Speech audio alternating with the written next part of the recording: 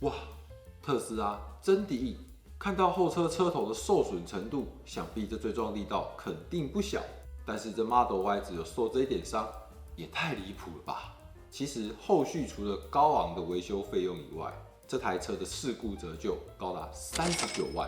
车体左后方的部分，除了左后叶子板有切换以外，左后内部结构、C 柱、D 柱以及左后灯座，通通都有整理，夸张哦！车尾后方的部分，除了后行李箱盖、后保杆总成以外，它的后尾板、后底筒，甚至于左后大梁的前板也全部都更新。事故折旧的部分金额是39万，那大概是相当于是22%。